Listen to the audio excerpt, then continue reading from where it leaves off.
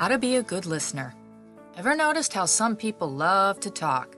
Yet, when it comes to listening, their eyes glaze over, their expressions become slack, and their vocabulary dwindles down to a series of one-syllable grunts. It's frustrating, and it's considered a big no-no, regardless of who you're holding a conversation with. The truth is, when it comes to things like making friends, succeeding in business, and being a sharp individual, you need to not only hear what others are saying to you, but to really listen to them. I'm sure that when you speak to someone, you hope and expect that they care enough to focus on what you're saying. Whether you're talking to your romantic partner, business associate, or a customer service representative, chances are, if it appears they aren't listening, you'll probably be pretty aggravated. Unfortunately, though you may not be able to control the listening skills of others, you can control yours. So I'm going to share 3 characteristics of a great listener to not only help you improve your own skills, but to hopefully inspire those around you to do the same. 3 characteristics of a good listener. Number 1, be present. For this to work, you'll need to empty your mind and refrain from multitasking. This includes trying to listen to someone while using your phone, working on the computer, or attempting to do anything other than to pay attention to the other person. You probably don't enjoy talking to someone who's scrolling through their phone, trying to work, or even just drifting off somewhere. If it happens frequently, you'll start to resent the other person and avoid spending time with them. I know people claim to be great multitaskers, and I'm not here to challenge them.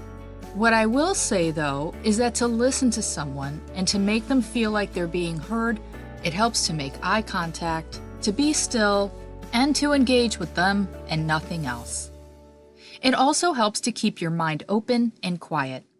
We all have random thoughts, and that's normal. Just give yourself permission to revisit those thoughts later on. If they're important, they'll be there. If they aren't, you've lost nothing. If you practice this technique, you'll find yourself not only able to listen deliberately, but you'll also become a more organized and methodical thinker in general, since this is a tool that helps you to compartmentalize your tasks based on schedule and urgency. Being present is an asset to you and everyone around you for a variety of reasons. So consider making this a part of your life in general. Number 2, listen to understand instead of reply. Look, I know I've caught myself trying to come up with a response while someone's talking to me. Therefore, not truly absorbing the totality of what they were saying. I've also noticed others do the same. Instead of thinking about what you're going to say when it's your turn to speak, utilize tip number 1 by quieting your mind, and then just focus on what the other person is telling you.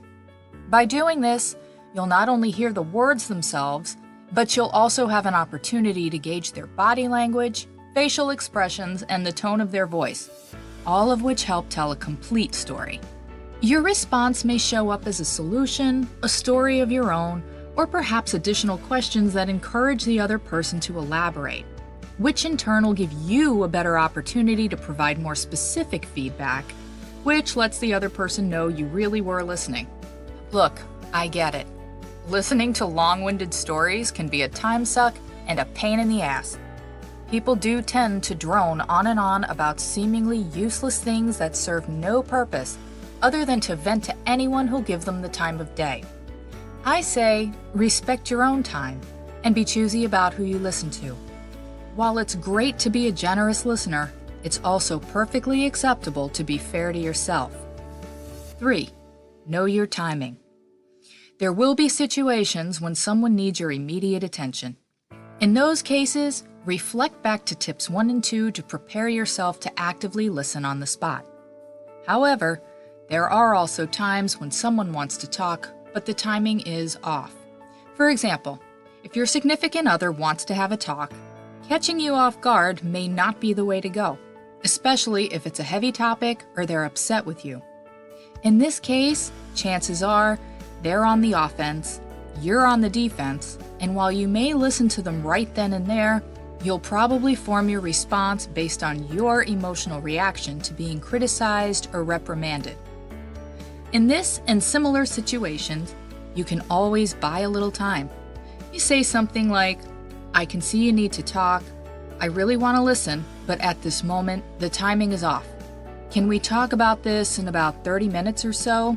This way I can focus on what you're saying and give you the time you deserve. You can actually use this technique in many scenarios, and it's a good idea to consider it. I've talked about buying yourself time in my video, How to Say No. People often feel they aren't being listened to because while they may need to talk, they also probably haven't given any thought to whether or not their listener is ready to hear them. We live in a busy world. Everything and everyone around us demands our attention for one reason or another.